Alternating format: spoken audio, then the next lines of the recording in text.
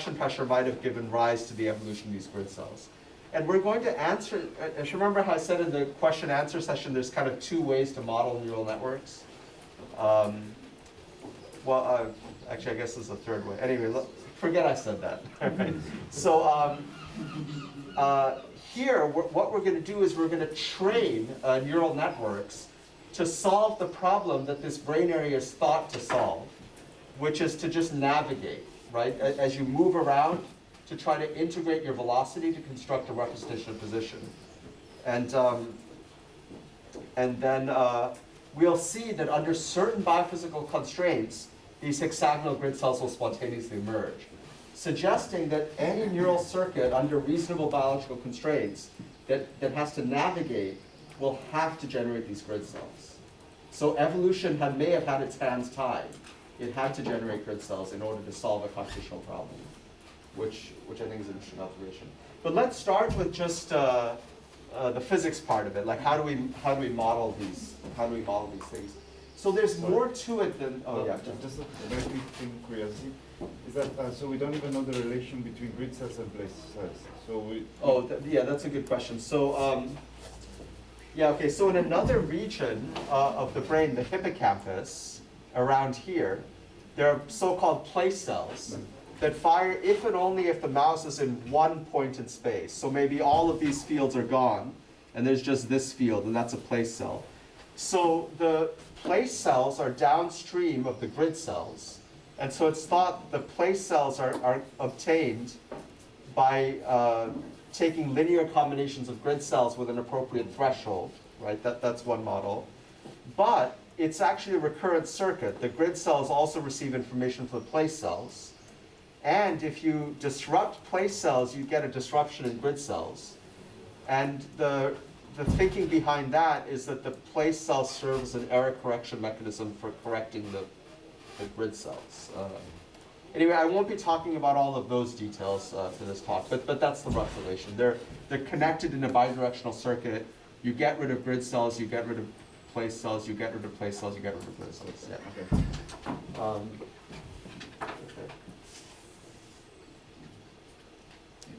Okay, so we've actually done a series of works on grid cells in collaboration with my experimental collaborator, Lisa Giacomo, a fantastic grid cell physiologist, who actually trained with the Mosers. And this is work done with Kia Hardcastle, Sam Ocko, and Malcolm Campbell, really great grad students and postdocs at Stanford who've all moved on to places like Harvard and other places. So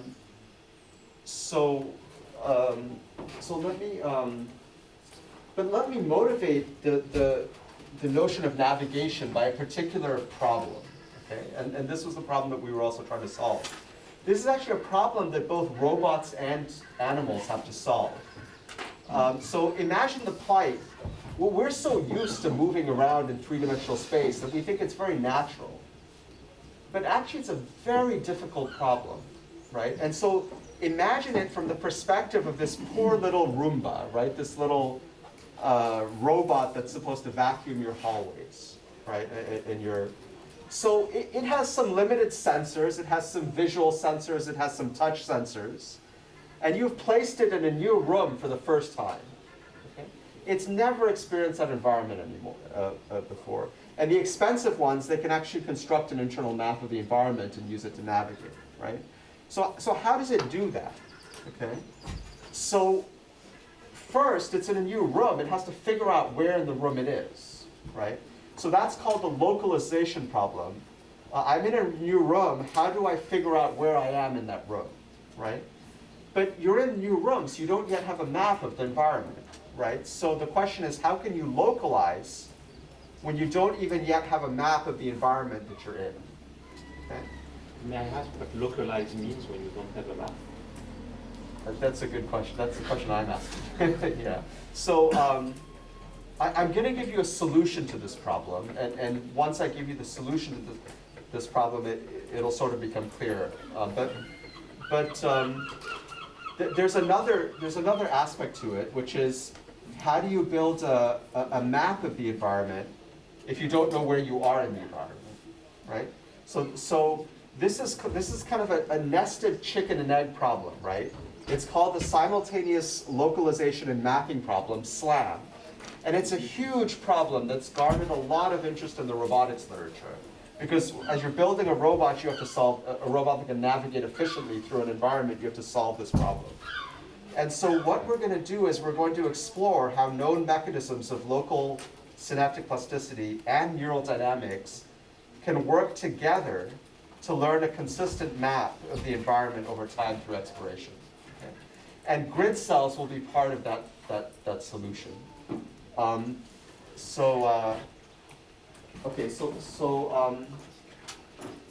So again, there's much more than just grid cells in this area. There's other types of cells that will tell you if you've encountered a border, right? There's other types of cells that will tell you which direction your head is facing in the mouse, right?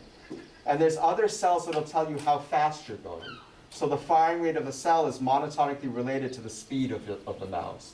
By the way, and also the grid cells, of course. By the way, all of these cells have been seen in mice, rats, bats, and even humans. There's evidence for grid cells in humans.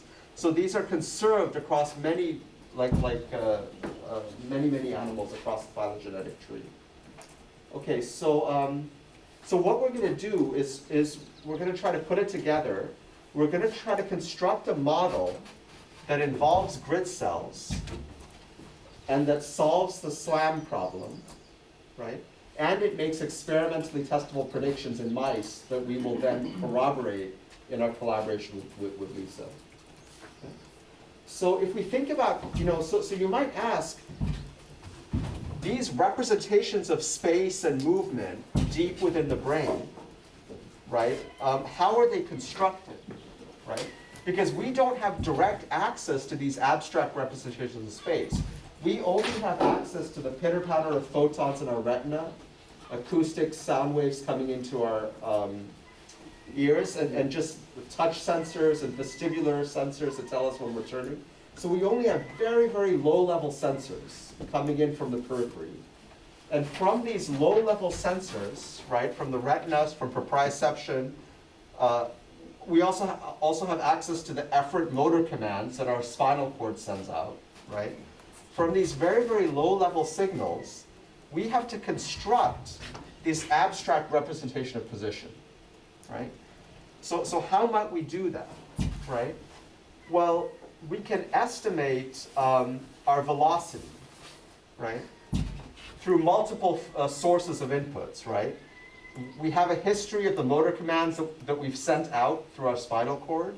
We have a history of the resulting stretch responses from our muscles and so forth, telling us how much our muscles moved. And from that, we could construct a velocity signal, right? And then we could integrate that velocity signal to construct a representation of position. Right? But on the other hand, there's a second source of information, which is landmarks in the visual world, right? So from our retina and other sensory inputs, we could construct a representation of landmarks. And by the way, we also have optic flow, right? As we're moving in the world, there's optic flow in our retina, and that can also contribute to an estimate of velocity. But then these landmarks can be used to correct our internal estimate of position, because if we're integrating velocity, and if either the velocity sensor is noisy or the integration process is noisy, then this integration will just accumulate noise over time. And we have to correct for that noise somehow. So our landmarks could potentially correct for that. So that's the framework to think about. So, but if we have such a system that's fusing information between two different sources, velocity and landmarks, then we have to make sure that the way that we fuse this information is consistent, such that we set up a globally consistent representation of space. And this goes to the construction of a map that I'm talking about. So to understand the origin of this global consistency problem, consider the following situation, right? You first experience some landmark A, and that triggers a pattern of neural activity in your brain that's supposed to represent space. Right, so visual encounter with landmark A triggers a pattern of neural activity, which I'll call pattern A, right? Now let's say you then walk away from the landmark and walk some distance before you've seen the second landmark, okay? So then path integration, or the integration of velocity, will cause changing neural activity patterns in your brain, and you'll arrive at a new pattern, B prime, okay? All right, so that's one possibility of how you could get to here. You see A and you walk to here. Another possibility is that you could just start here and you see this landmark, right? So then landmark B triggers through visual responses some neural activity pattern B. And consistency demands that this pattern B, triggered by direct visual experience of landmark B, better equal this pattern B prime, triggered by direct visual experience of landmark A, and then velocity integration just before you reach landmark B, right? So B better be equal to B prime. Otherwise, you won't have a one-to-one correspondence between points in physical space and patterns of activity in your brain. Okay? It's roughly the path independence thing, right? So we have to solve for this consistency condition. Okay? So what I'm going to show you is this very simple model that uses grid cells and landmark correction through exploration in an unnovel environment that can solve this consistency condition provably, and then solve the SLAM problem as a result. Okay, so, but before we go there, I just wanted to provide you evidence that landmarks do indeed play a role in constructing the internal representation of space in the mouse. So this was the first thing that we asked when we started collaborating, which was, you have these beautiful grid cells, okay? And by the way, they persist in the dark, so if you turn off the lights and the mouse is moving around, you still get these grid cells, right? And these grid cells are stable for an hour, right? Like you can plot the grid cells in the first half hour of exploration of the environment and the second half hour of exploration of the environment, you get the same map. So where is this very, very long timescale stability of this pattern originating from? There's two possibilities. One is the mouse has a very, very accurate integrator of velocity, so that it can maintain an accurate integral of velocity for over an hour. And then what you're seeing is the representation of space from this very accurate velocity integrator. The other extreme possibility is that the velocity integrator is terrible, and what's happening is it's always seeing landmarks or encountering landmarks in the environment and using those landmarks to correct its internal estimate of position. A natural landmark when everything is dark is that you're touching the border, right? So mice have whiskers, and when they touch the border, they can feel it and so forth, right? So we just wanted to ask, which is this? Like, where on this continuum is the mouse, right? To what extent might borders be correcting the internal estimate of the position? So we did a very, very simple analysis. Rather than looking at long timescale averages of the firing rates of the cells over all of space, which is what this is telling you, we looked at the dynamics of the cells on individual trajectories. Is there a question? Yeah.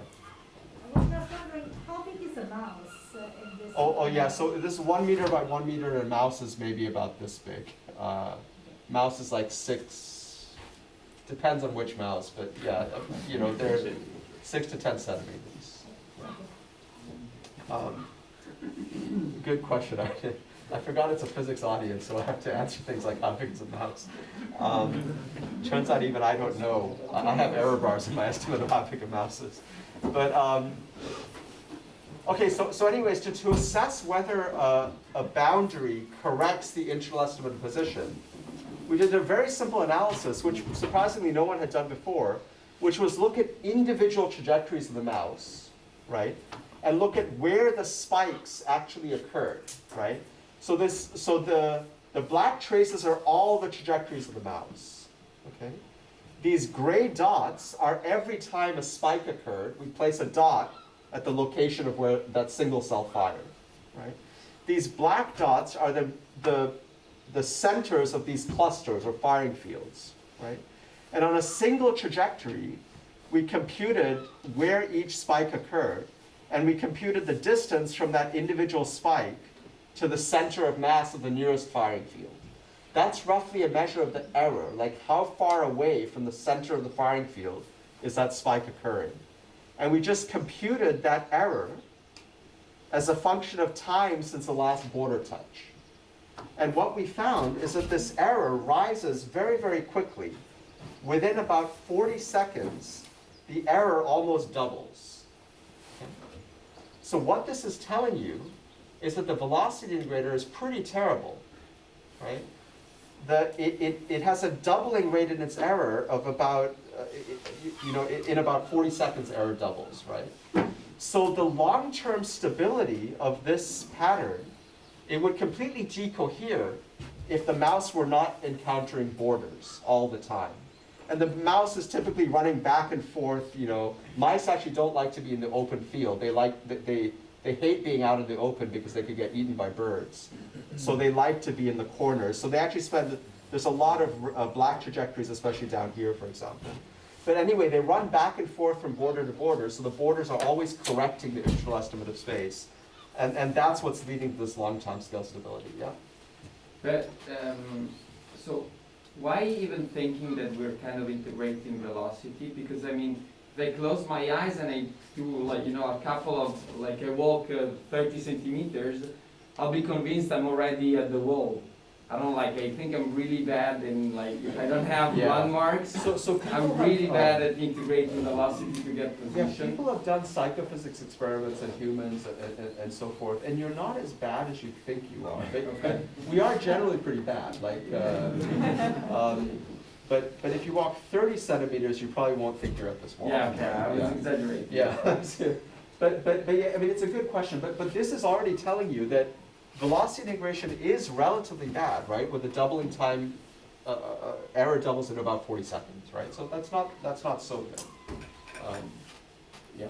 And with respect to that also, what about orientation error? Because for blind people, one of the most difficult things is to walk straight. They have to be actually trained to do that. So in the complete dark, I don't know how good are mice just orientating to go where they want to go. And Actually. So yeah, I don't have this slide here, but we actually did a finer resolution analysis of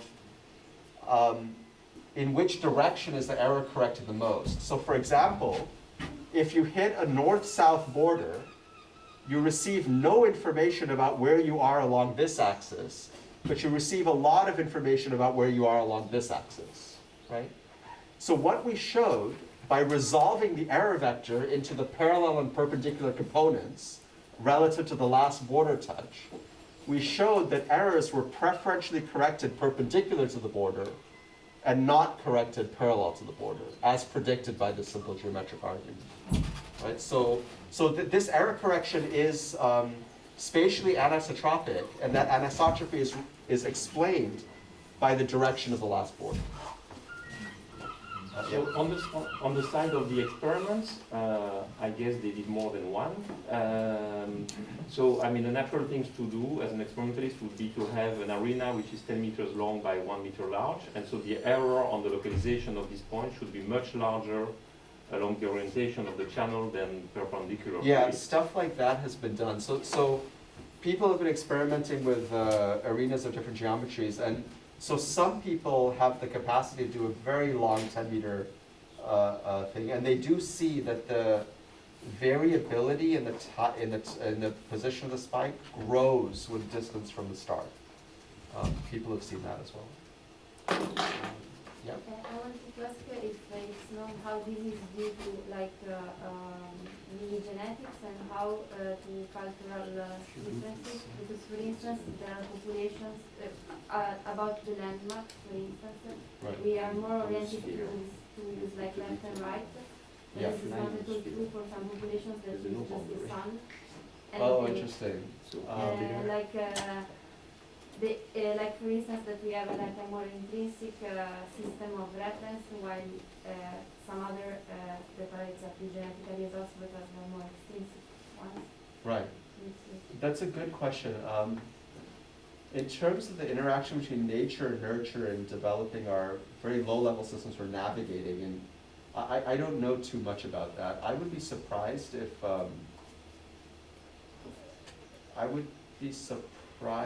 these cultural differences weren't much more due to learning than to genetic embedding. But again, we don't really know. Yeah. So anyway, the take-home message is borders correct your internal estimate of position in the mouse. All right, so there's evidence that there's landmark correction. So we wanted to develop a model. So we wanted to develop a model that was an analytically solvable model of this navigation procedure with landmark correction. And so we developed an analytically solvable model where we had a model for how landmarks can interact with grid cells. Okay? This model made precise predictions, right? And there was some discussion during the meeting about, during the question session about whether physics can make predictions in biology. The answer is it's very tough in general, but here we actually made a real prediction that we tested in an experiment. I'll get to that. And then, actually I won't talk about this virtual reality. By the way, the state of experiments in neuroscience are remarkable now. Like many labs, including Lisa's lab, can place mice in virtual reality environments where they're running around in a ball. Okay, so there's a big ball. I wish I had a video of it, but I won't talk about this part, unfortunately. But they're running around in a big ball. And so as the ball moves, the video screen moves. So if the mouse is running forward, the ball moves like this, the video screen advances, right? And if it moves backwards, so you can set up arbitrary physical relationships between the motion of the mouse and the motion of visual space. And you can change the laws of physics if you want. So we do these game change experiments where, usually the mouse, if it moves one step, the visual screen moves one step forward. We can completely change the gain. If the mouse moves one step forward, we can double the gain and have the mouse move twice as fast. So suddenly the mouse is moving twice as fast, and we can probe the neural representations to dissect the differential contributions of optic flow and proprioception to the computational velocity, for example. And there's so many crazy things you can try to do here. Once you can put mice in virtual reality and record thousands of neurons, the world is your oyster in terms of experiments. Okay. All right, so let's start with this model. So we're gonna start with a model of grid cells. That's not our work. It's work done by Ela Feet and Yoram Barak. It actually goes back to, I have the citations here, right. So it goes back to old work by Samsonovich and McNaughton and modernized by Barak and Feet. And this is just a model of grid cells. So this is the first model of grid cells that came out. And we're going to build upon that. And I'm going to first discuss it in one dimension, just to introduce it pedagogically to you guys. And then we'll go up to 2 dimensions of space, okay?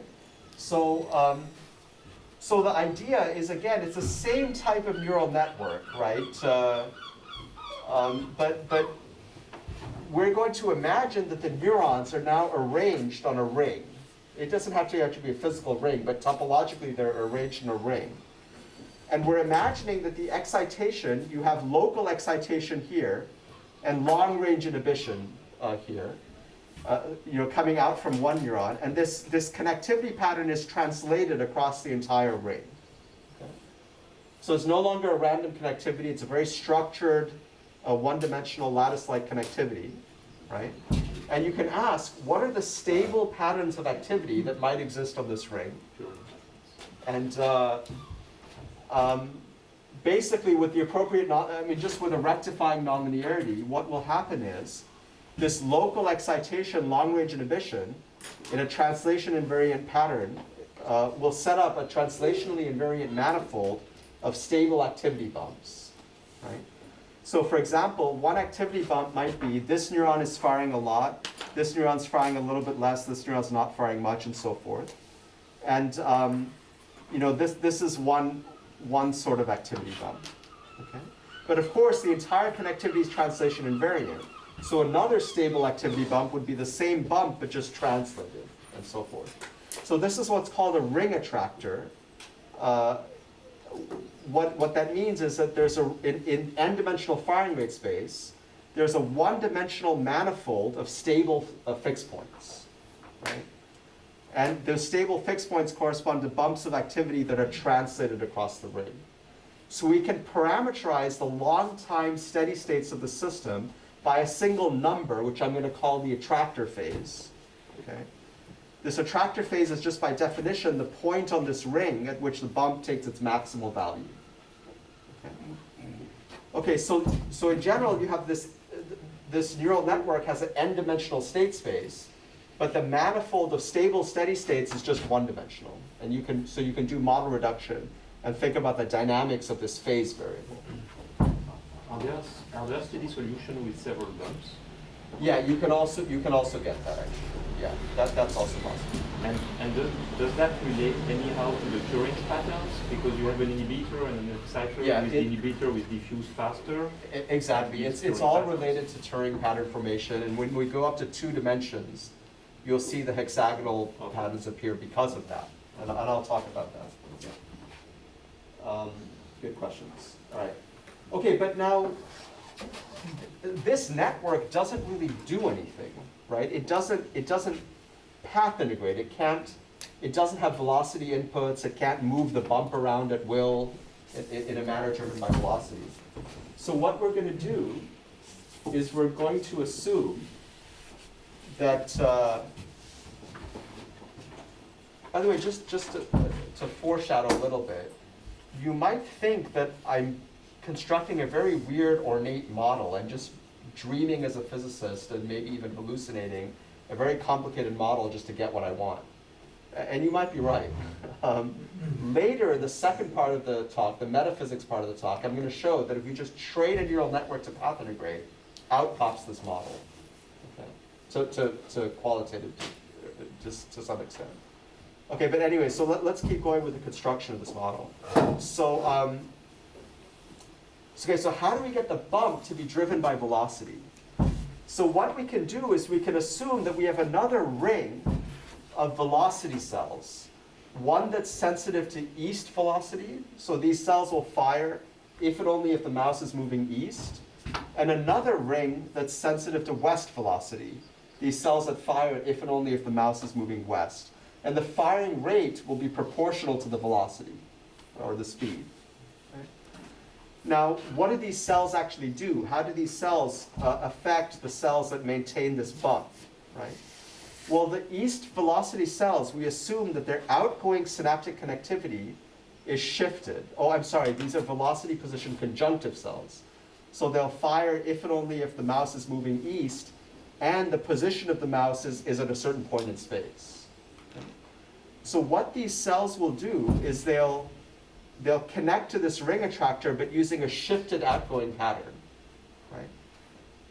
So, so what would happen if the bump were located at this position and this velocity selective cell fires? Because of the shifted excitation, the bump would move a little bit to the right. And in the west selective cell, it would be the opposite. The bump would move a little bit to the left, or counterclockwise, and here clockwise, right? So you can set up these equations, and by the way, the equations are all in the paper.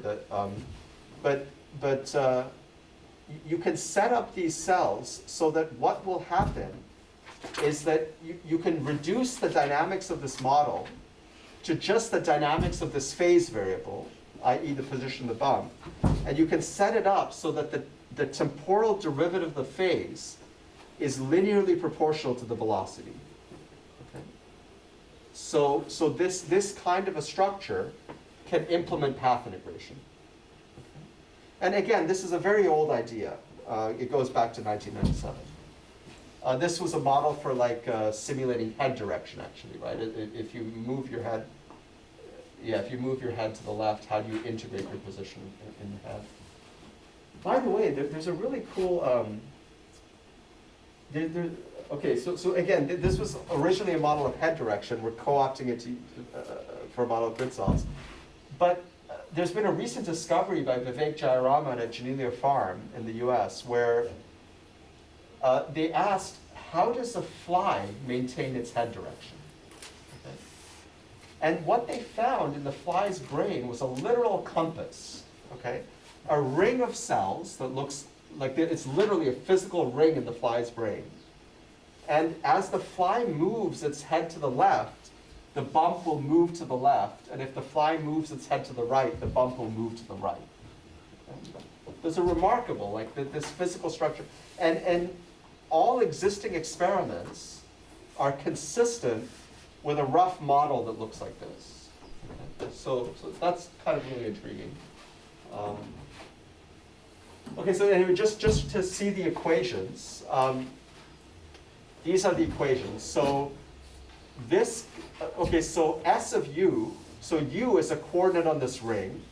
S of U is the activity of a neuron at position U, right? There's a decay factor here. There's a connectivity. This is the recurrent connectivity, right? And then the activity filtered through the connectivity drives the neuron at position U.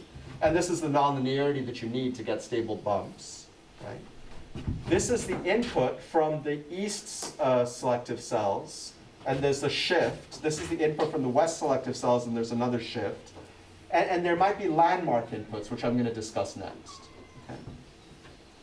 All right. So, but before we discuss the landmark inputs, let's just understand how this model could yield grid cells, okay? At least in one dimension, right? So, so remember, the grid cells originally appeared when you record from one neuron and you look at its firing as a function of physical space, right? So let's imagine that we're now looking at this neural network and we're a physiologist and we're recording from one neuron. Okay? And then the mouse moves, say, from left to right. What will happen to the full circuit? As the mouse moves from left to right, the velocity selective cells will fire in conjunction like this, and they'll drive the bump round and round like this. Right?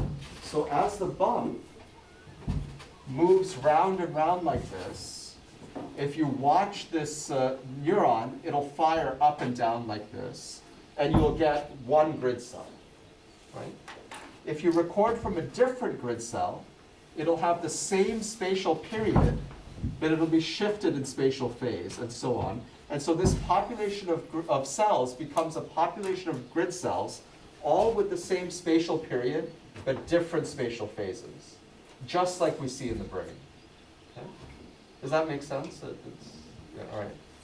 Yeah, you just have to, there's a few spaces going on. There's the neural space and the physical space, and they're aligned in this way. Okay.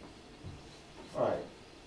Now, one thing that has, okay, but a major thing that we haven't dealt with yet is there's as yet nothing that anchors the position of the bump in neural space to absolute position in physical space. Right? There's no absolute anchoring, right?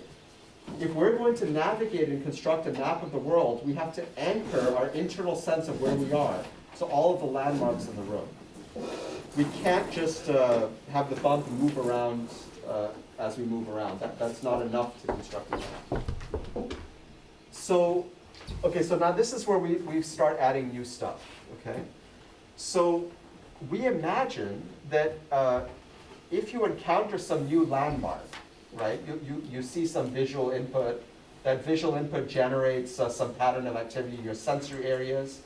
That sensory pattern can propagate all the way back to entorhinal cortex. We know that is true. So then every landmark creates a rich, unique pattern of activity in your brain. And that unique pattern of activity can get to the entorhinal cortex. Okay? So imagine this is, for example, a landmark cell that's activated by some novel encounter with a new landmark. Okay? We're imagining that it has some afferent synaptic connectivity, which could initially be random, right? And what it would do is it would pin the, so this excess activity will break this translation invariant symmetry of the system and pin the bump to the location at which the afferent synapses are largest. onto this ring attractor. Okay, so so we can imagine that each landmark has a pinning phase, and this we're going to imagine plasticity on these synapses so they'll be learned, right? And so this landmark has a pinning phase, and it pulls the attractor state towards this pinning phase whenever the landmark cell fires. Okay, that's kind of what we're thinking about. By the way, there's equations underlying all of this. I'm just giving you the intuition, but I'll give you the equations soon. So now here's the problem. Okay, we have to solve that self-consistency problem that I told you about. We have to have our internal sense of where we are derived from path integration agree with our internal sense of where we are derived from direct sensory experience of landmarks. So path integration will move this bump around to maybe some position, right? But then once we encounter a new landmark for the first time, it might try to pin the attractor at some random position that's unrelated to where path integration asked us to get to, right? Or asked the circuit to get to. So how can we solve this inconsistency? Well, we imagine that we always have Hebbian plasticity. Did Nicola cover Hebbian plasticity? Yes. Okay, excellent.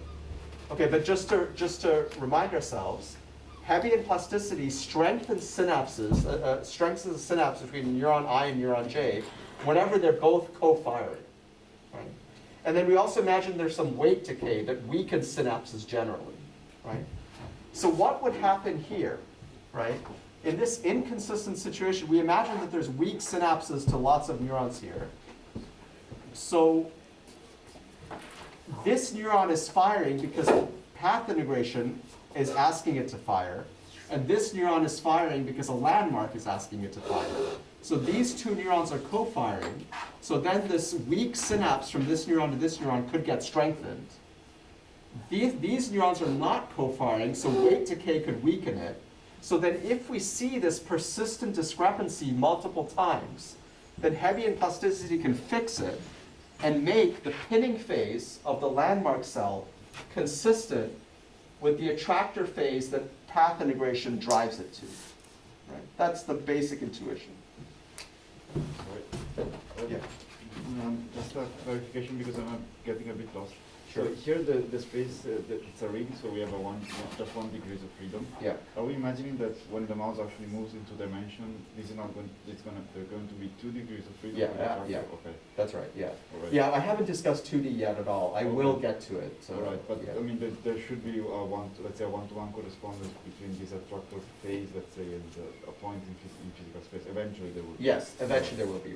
Right now, what I've shown you is that there's well, it's not one-to-one, it's many-to-one just because of the single periodicity. But if you have Okay, multiple sure. scales, then, but what I've shown you so far in one dimension, modulo the grid periodicity, there's a one-to-one correspondence between physical space and position of the ring. We'll get to tori. Yeah, okay, yeah, exactly. Yeah.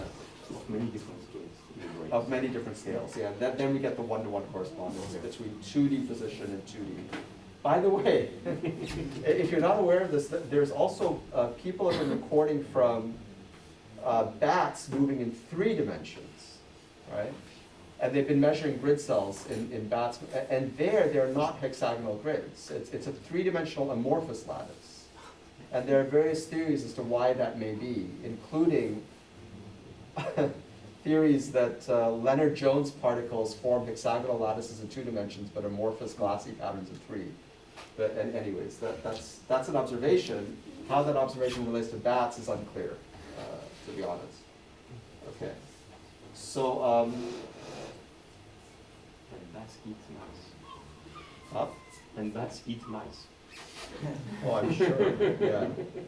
I'm sure they can, yeah. Okay, so,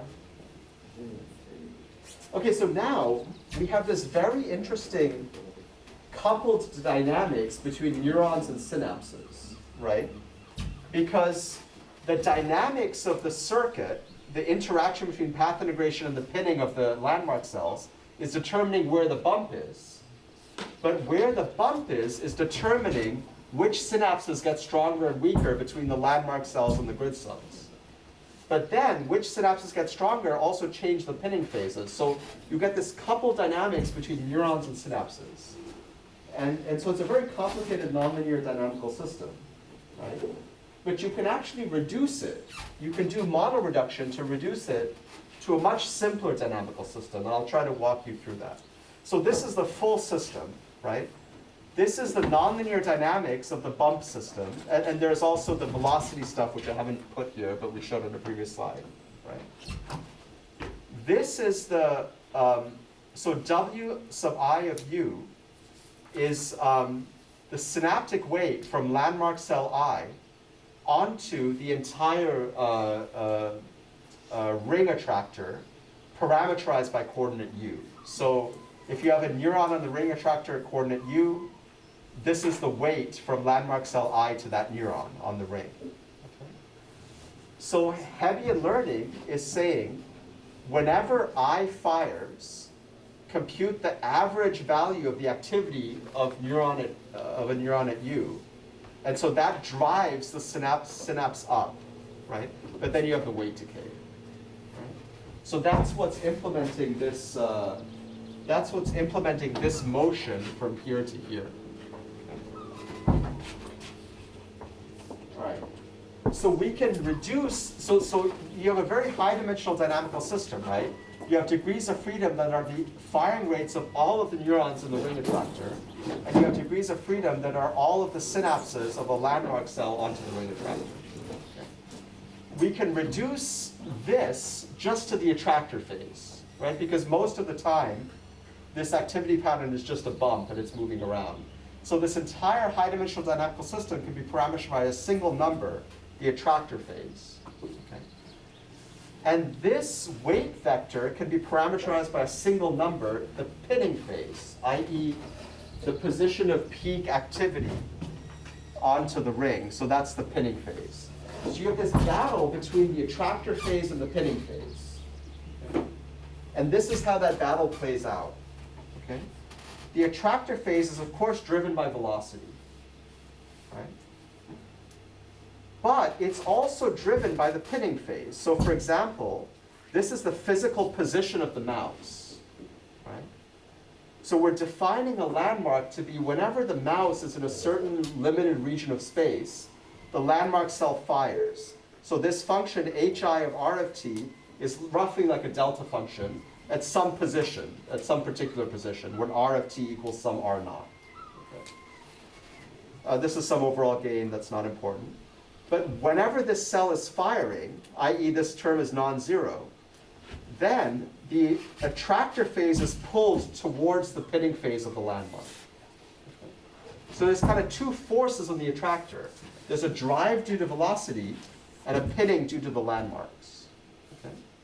But now the problem is to construct a consistent map of space, we need the pinning phases of the landmarks to all evolve so you get a consistent map. And it's not obvious that that's going to happen, but regardless, the rule for the evolution of the pinning phase is that the pinning phase likes to become equal to the long-term average of the attractor phase when the cell is firing. Okay? That you can derive from a model reduction of these equations. So this complex coupled dynamics between neurons and synapses reduces to a low-dimensional coupled dynamics between attractor phase and pinning phase. Okay, does that make sense? So I guess the dynamics of the S of U is much faster than the one. Yes, that's going to be important. Yeah, that's why this long-term, I'm sorry, I completely forgot to mention that. I was hoping Nikolai did that. But the Hebbian learning dynamics, this time scale, capital T, over which the Hebbian dynamics changes, is much, much slower than the fast time scale, little dt, where the dynamics changes. Which is why the pinning phase is driven towards the long time scale average of the attractor phase conditioned on the landmark cell fire. Okay, so now let me give you the simplest possible example of where I can show that this coupled dynamics between neurons and synapses will learn a self-consistent map. Okay. Are there any questions on the setup of this I think the example will help further, but are there any questions now? Yeah. I'm not getting the dimensional reduction because you have I variables, no? The W is I, and then you have theta. I don't see. Oh yeah, so I have Wi of u, right? So what I'm doing there, so Wi of u, so I is the landmark cell, u is a coordinate on the ring, Wi of u is the entire vector of synapses from the landmark cell onto the ring. I'm replacing it with the position of the peak, right? And that's theta sub I. Any other questions?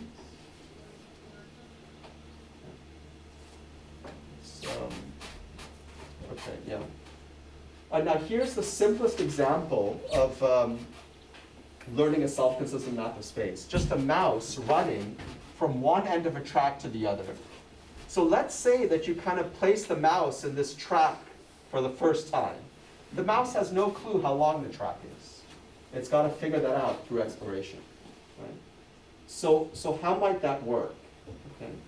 So let's imagine the state of the system before learning. Okay.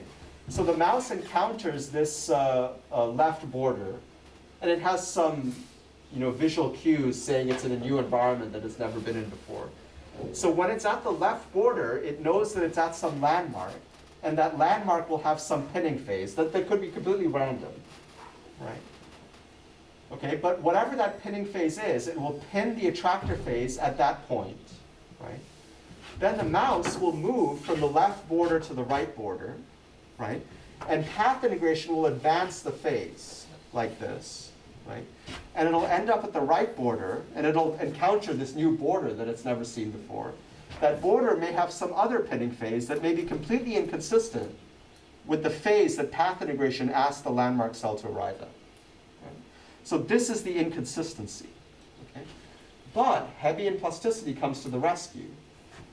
Hebbian plasticity tells you that these cells are co-firing with these cells, so the pinning phase will roughly move a little bit over towards the attractor phase, right?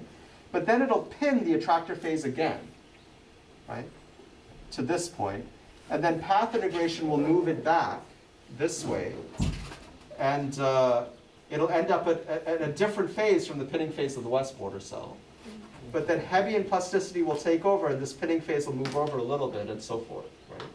Now, what's interesting is before learning, there's an inconsistent representation of space, because if you look at any point of the interior, if you condition on the position of the mouse, on a trajectory this way, the attractor is over here, and on a trajectory this way, the attractor is over here. So there isn't yet a one-to-one correspondence between physical position in space and neural activity pattern in the brain. Okay?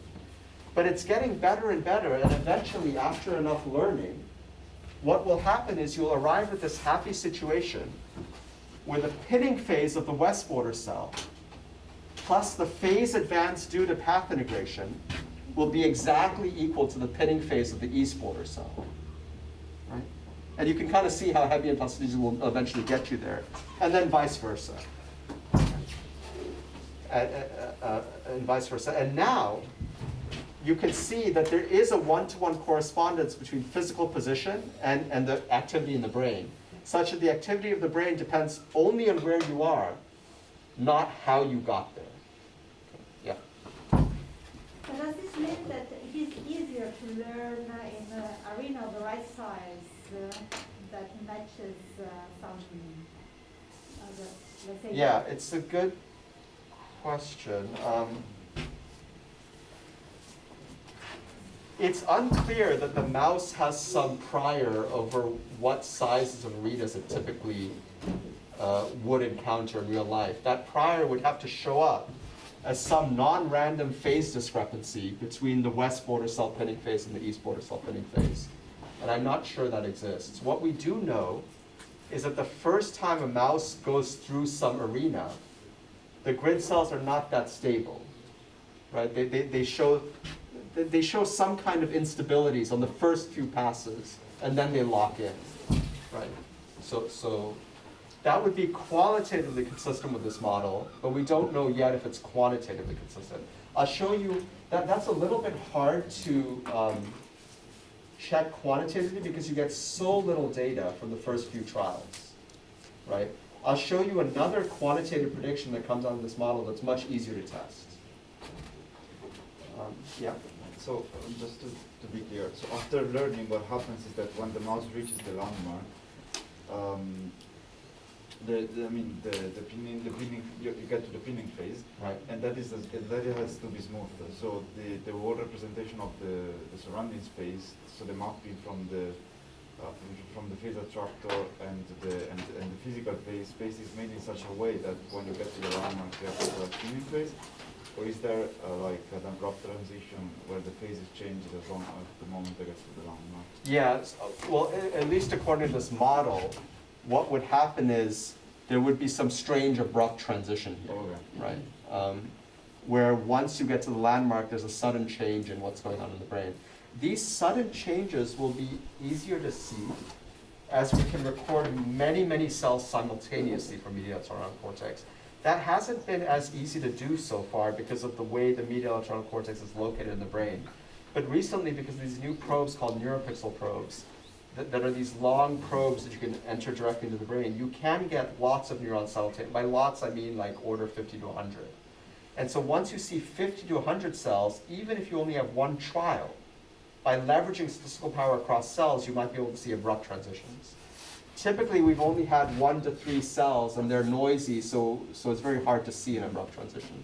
So these are exactly the types of questions that we're going to be asking as we increase the yield of the number of cells that we get simultaneously in one animal. Yeah, okay, thanks. Yeah. Just one thing, maybe you said it, but so here you have, after learning, a one-to-one map between the Right. positions. But then, at the same time, I mean, in this example, you just do one round around the circle. But Yeah. if you do it, you could do an example in which you do 2 rounds around the circle. So in that case, you wouldn't have a one-to-one mapping, or you adapt somehow. So I mean, it's the speed at which you go around the circle is fixed. You see what I mean? Yeah, so the path integration takes care of that, right? Because,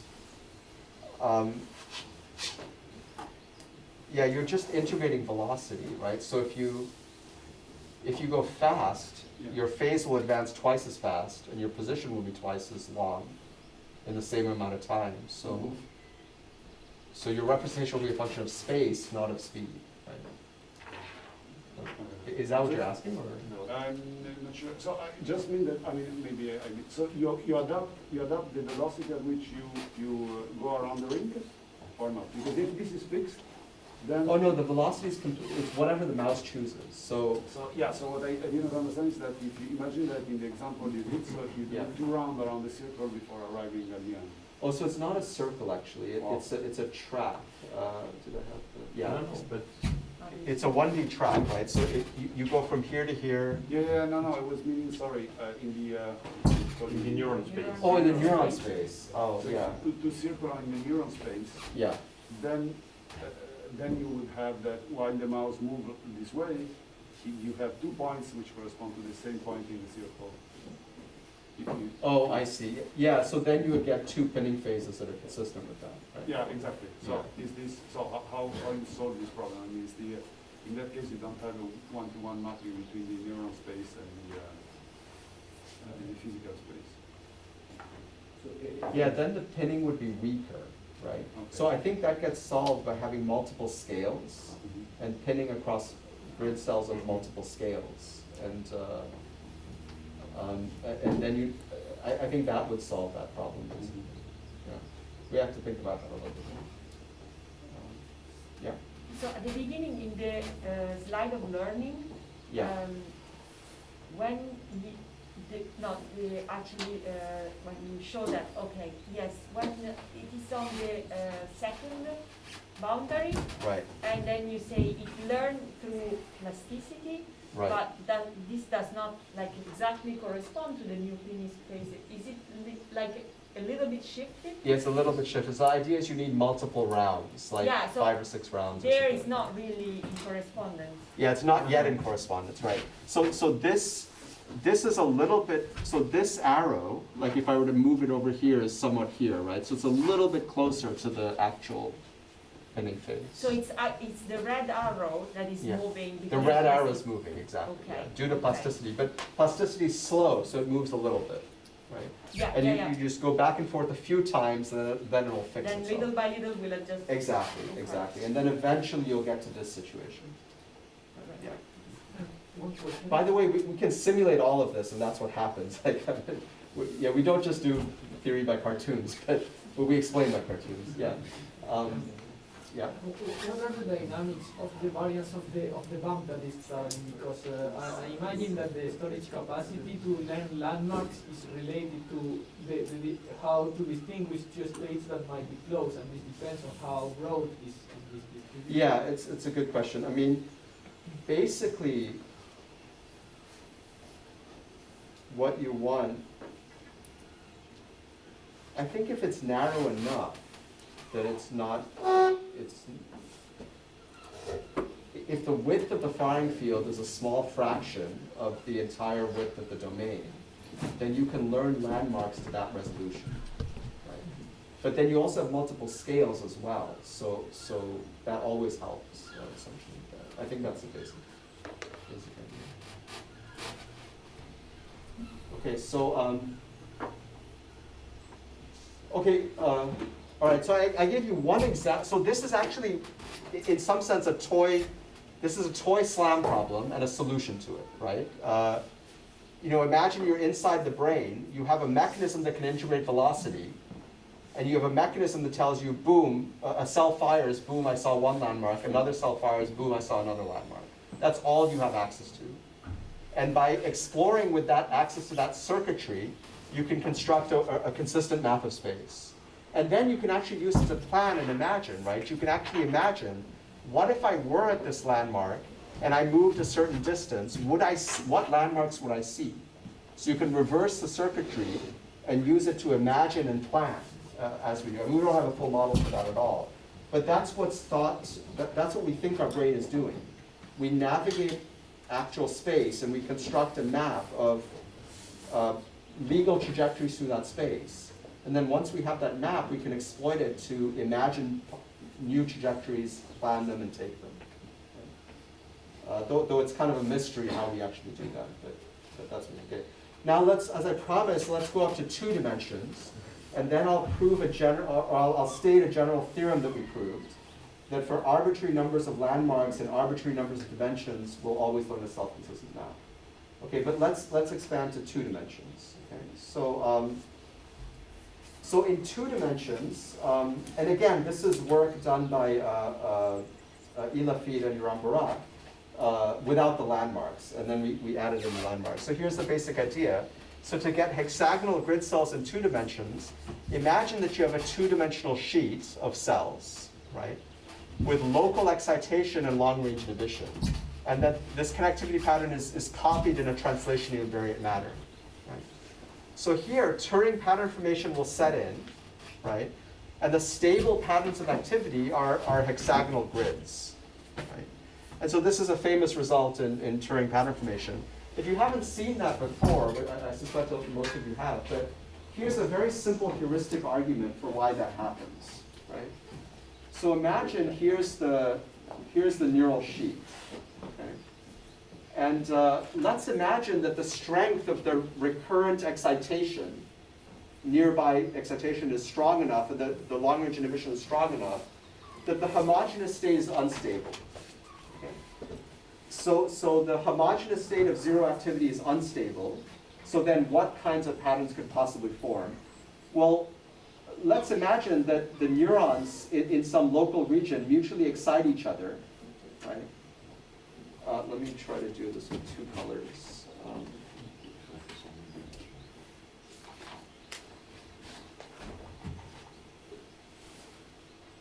So they locally excite each other and then set up a ring of inhibition around them. Right? So nothing else inside this ring of inhibition can get excited. The next time something can get excited is something close to that ring of inhibition, but just outside of it. But then that cluster of cells exciting themselves set up a ring of inhibition around themselves. Right? So then the next time something can get excited is outside both both rings of inhibition, so that's right here. And then that sets up a new ring of inhibition like this, and so forth. And you kind of get this, it's sort of easy to see that you get this hexagonal pattern arising, right?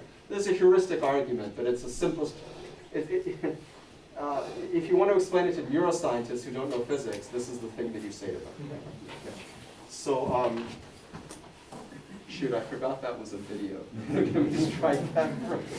Okay. That's the problem with video. All right, anyway, so that's what, okay. But again, it's translationally invariant, right? Oh, good, are you erasing the? Following you. So it's translationally invariant, right? So if you get one hexagonal pattern, a shifted version in two-dimensional space is also a stable pattern. So because this is a periodic pattern, there's a fundamental lattice for this pattern. It's this twisted torus. And so now the generalization of a tractor phase from one dimension is now a two-dimensional phase, which is a point on this twisted torus, right? And then,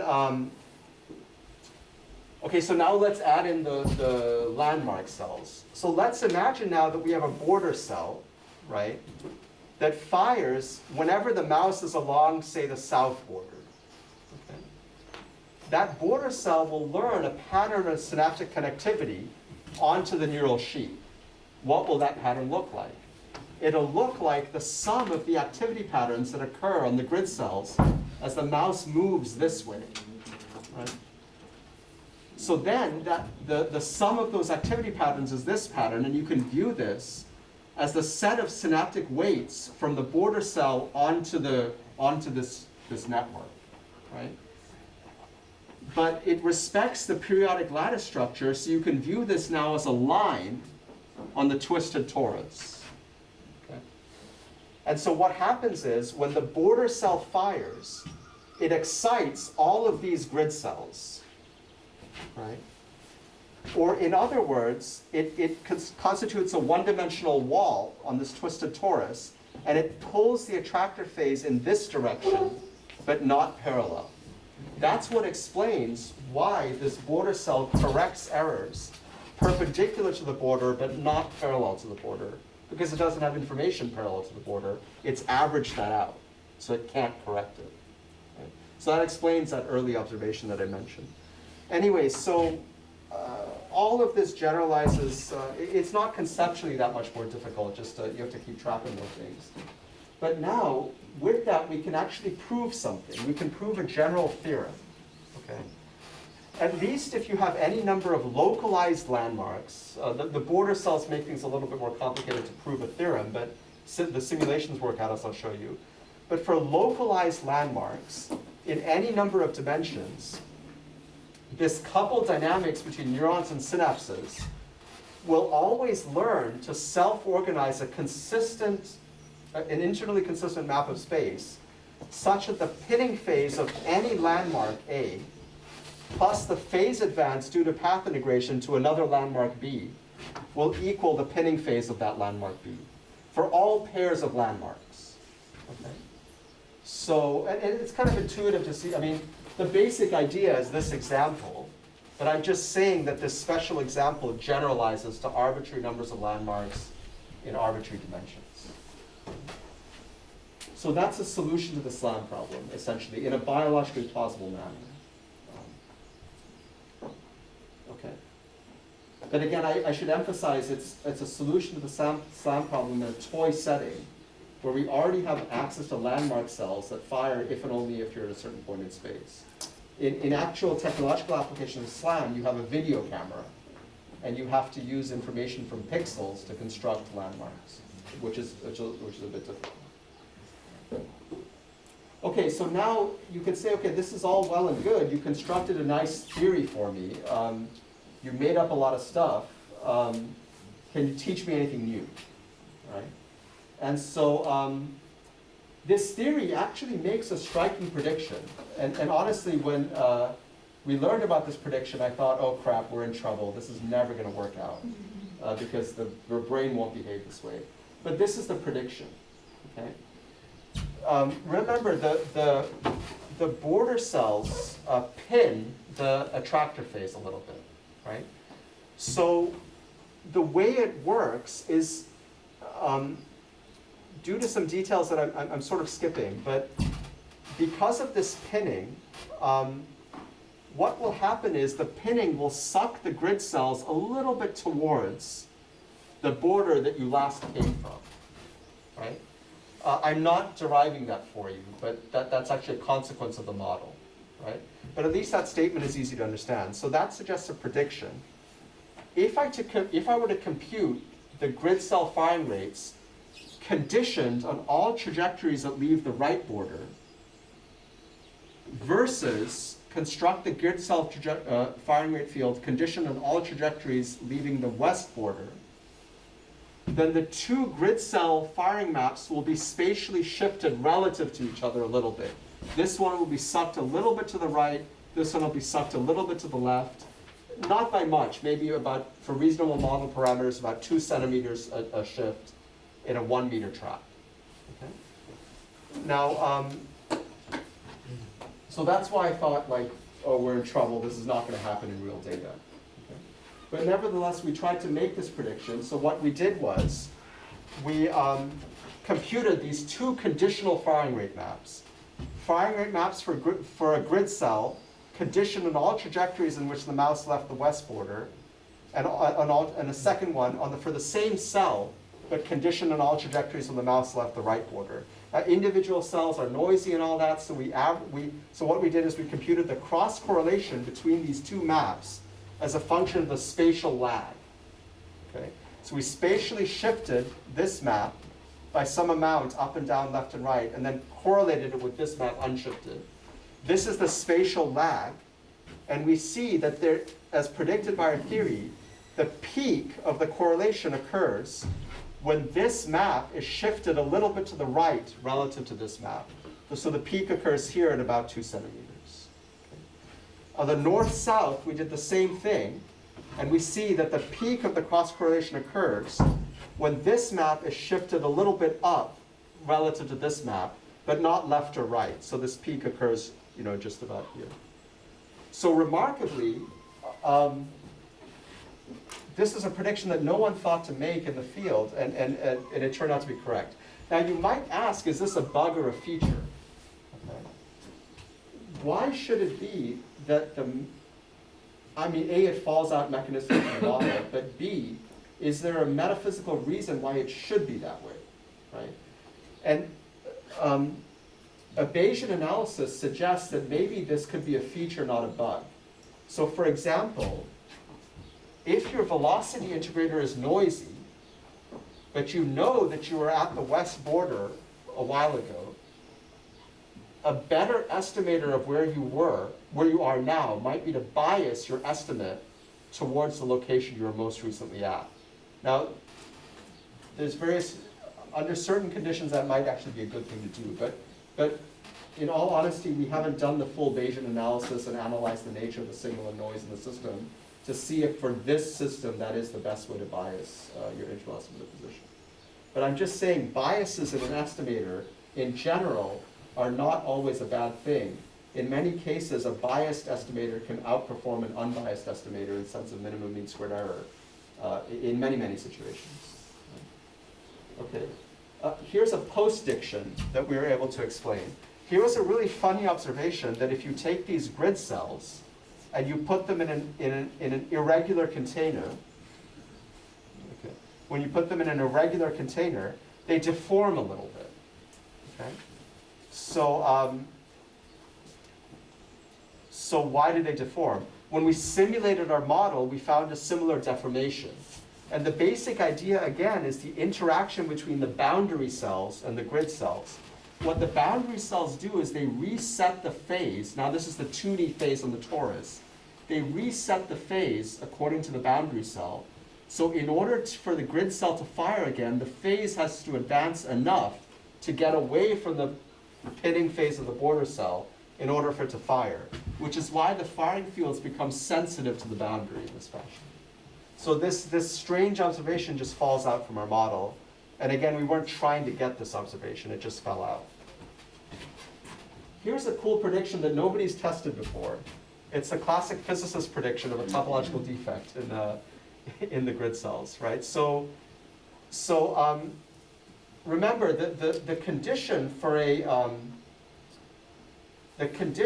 self-consistent map is that the pinning phase of one border plus the phase advanced due to path integration better equal the pinning phase of the other border. Right? Now, if you have a space of non-trivial homotopy, you could achieve this consistency condition in different ways. You could have a winding number of 1 on the top and a winding number of more than 1 or 2 on the bottom. Right? So you could get these topological defects where this map is a solution to our equations, but also this map is a solution to our equations. Right? So can we design an experiment to preferentially generate this map as opposed to this map? And oh, I don't have that experiment. Oh, sorry, I got rid of the slide. The basic idea is to start with a 2D container, stretch it out a little bit, create a hole, and then patch it up together again. And we can try to preferentially generate this map. But anyways, this is a crazy enough prediction that no experimentals has taken us up on it. But Lisa did tell me that when she was in her postdoc, and she was putting obstacles in a container, she did see funny things where like you'd see more grid fields on the top or less on the top and more on the bottom. But she never looked at it systematically. And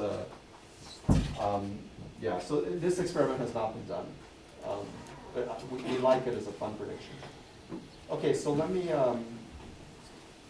what time is it? Okay, so I have till 12:05, is that right? Well, then, you started later, so you have other 10 minutes. 10 minutes, okay. So I could go through the metaphysics story at a higher level, but you'll still get the gist of the idea. So, are there any questions on the first part? Yeah, so if you put the little mouse in an annulus, Yeah. so where from one direction there is no landmark. Okay. In one direction? Yeah, so By annulus? you take a... You mean something like this? Yeah, but circular. Circular, okay. Circular, so that then perpendicular to the circle you have two walls, so Yeah. okay, it can put landmark in this direction, it can map the face with the landmarks, Right. but in the other direction there is no landmark, essentially. Oh, I see, yeah. So what happens? Do you still see some kind of periodic pattern with noisy phase, or you don't have any pattern in that direction? Because this Yeah. is an easy exercise for a mouse. Yeah, that's interesting. So it's very, okay, so mice will generate their own landmarks by urinating and then smelling the urine and all that. And so Yeah, it's of actually, it's very hard to completely get rid of landmarks with a mouse. It's an interesting question. So basically, if there were literally no landmarks in the angular direction, we would predict decoherence of the grid cells because velocity integration would be terrible. Now, that's a great prediction. It's hard to do in practice because of the self-landmark generation of the mouse. And it can smell stuff, it can smell itself without urinating, so it's worth doing. It might be better to do that in virtual reality, right? So in virtual reality, what they have seen is in a very long container, the grid cells kind of become fuzzier further out. Yeah. It's an interesting question, yeah. So you could create a virtual reality annulus where the mouse is just running around and around. Yeah, so the analog of low landmarks would be that the screen is empty, right? And then you don't see grid cells actually. So, yeah, yeah, the result would be pretty uninteresting. Anyways, yeah, but I think your intuition is right. If there's no landmarks, you won't see grid cells. Okay. All right, so now we want to answer the why question in neuroscience, right? Why do grid cells exist? Okay. And the way you answer why questions in neuroscience is you guess a purpose, a seemingly innocuous purpose, and then you show that these grid cells are an obligatory property of neural networks that solve that computational purpose problem. Okay, so this is work done by some great graduate students, Ben Sorcher, Gabriel Mel, and Sam Alco, postdoc, and it's in these two papers. So you can find all the details in these two papers. Okay, so in some sense, right, these grid cells are a beautiful structure, but they're seeking a function, right? By the way, this goes, actually no, I'm being recorded, so let me not say that. I'll say it at lunch. Okay, so grid cells are a beautiful structure searching for a function. So what we might, okay, so, and then by the way, we modeled grid cells by having these circuits with a lot of structure, right? 2D sheets, velocity selection, all that. We have pretty ornate models of these grid cells. Do we need them, right? So what we decided to do was we decided to test whether if you just train a neural network starting with random connections and you train it to path integrate, would hexagonal grid cells emerge spontaneously? Right? That's the question we saw. Because people think the function of median entorhinal cortex is to navigate or path integrate. So would that emerge? So we weren't the first to try this. There were other groups that tried this. Okay? So in this group, they fed in speed and direction through a recurrent neural network, and they did supervised learning on it to train it to output position. And they found these square grid cells in a square environment. In this paper by DeepMind, they had a complicated LSTM, long short-term memory network. They fed it velocities, and they got place cells, and they trained it to output place cells and head direction cells. And they got some things that looked like grid cells, but they got a lot of heterogeneity as well. Okay. So, so we wanted to see if we could do better. By the way, if you look at all of the cells from DeepMind's paper, they're actually quite heterogeneous. I mean, you wouldn't say that these are all hexagonal grid cells.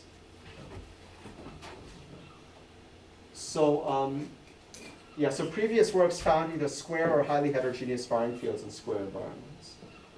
Okay, so this raises some questions, right? When and why do these grid-like representations emerge? If they emerge, what is their lattice structure? Can we reliably get hexagonal grid cells?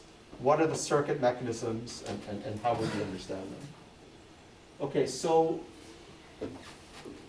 what we did was we reproduced the work of DeepMind, and we did indeed see heterogeneous firing fields. In fact, these firing fields were indistinguishable from low-pass filtered noise. So then we did a very simple modification. We forced firing rates to be positive. Okay? So and then we made many simplifications with our network, but we just had a very simple recurrent network that has velocity inputs. It's trained to output place cell outputs, and that's it. And then we saw really reliable hexagonal grid cells along with some heterogeneous stuff. Okay. And if you look at all of our cells, you sort of clearly see lots of nice hexagonal grid cells. These are sorted by their grid scores. So these are the good ones, these are the medium good ones, and so forth. Sorry? Yeah. Just to clarify, the input of the network is the velocity? Is velocity, yeah. You are training the network to reproduce the place cell? We're training the network to produce place cell output. So it's supervised learning. We're telling the network what to produce. Yep. So you can view this as a way of exploring the set of solutions to this problem, but not a biologically plausible model of development. But I mean, the place cell should be locked onto a position in space? Yeah, the place cells are locked on their position in space. Okay, so the relation between the velocities you feed as an input and the place cell you're training is... Oh, so yeah, basically we're simulating a mouse, right? So the mouse is actually moving in space, right? And so at each point, we know the position of the mouse, we know the place cell code, and we know its velocity. And we're feeding both as input and output, and we're training the intuitor. Sorry. Yeah. What about the orientation of the grid? Like, are they all parallel? Oh, yeah. Yeah, right. you can see that all of these grid cells have roughly the same orientation. Yeah. Is that what you see also in the experiments? Yeah, so you get these modules where you get a whole population of grid cells that have the same scale, same orientation, but different phases. Right.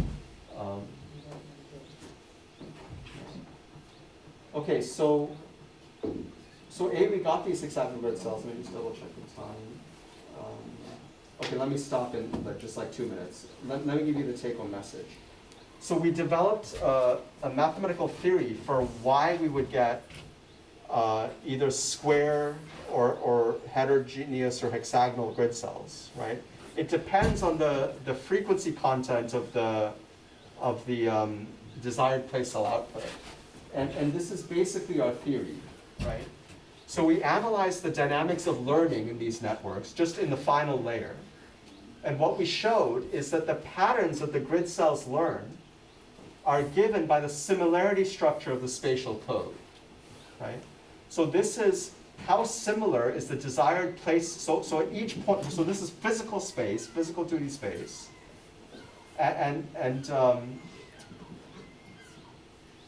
so this is actually okay. So this heat map is telling you how similar is the place cell code if the mouse is at a certain location relative to the place cell code at the center, right? So if the mouse is at the center, there's a particular place cell vector across the place cells, and so of course the similarity is highest if you're probing at the center. As you move away, if you have center surround structure in your place cells, you become negative, and then you become orthogonal, right?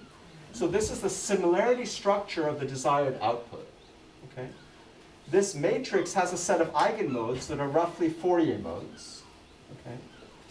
Because this is a center surround structure, the eigenvalues viewed as points in the lattice space of Fourier modes has highest power on a ring over here. Okay.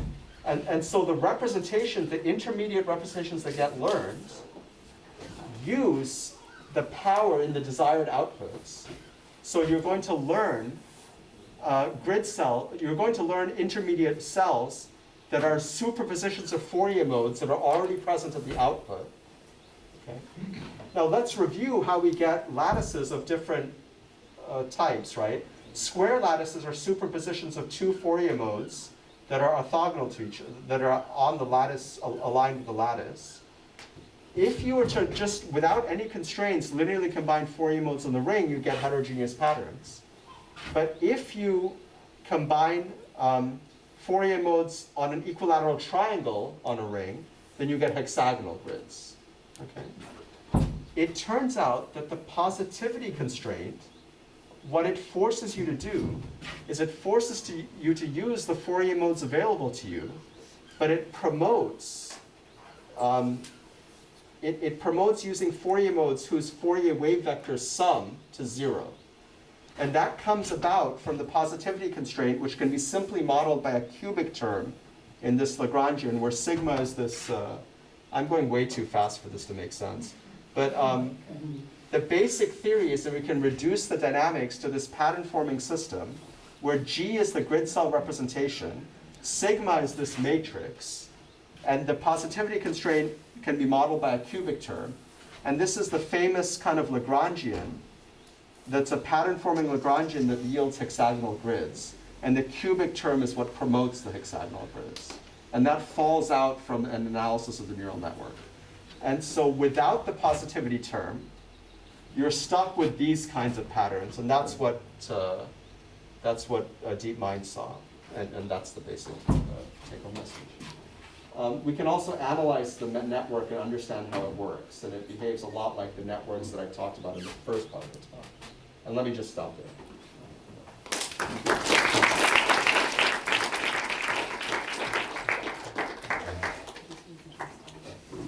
Questions? Urgent questions? No. Lunch?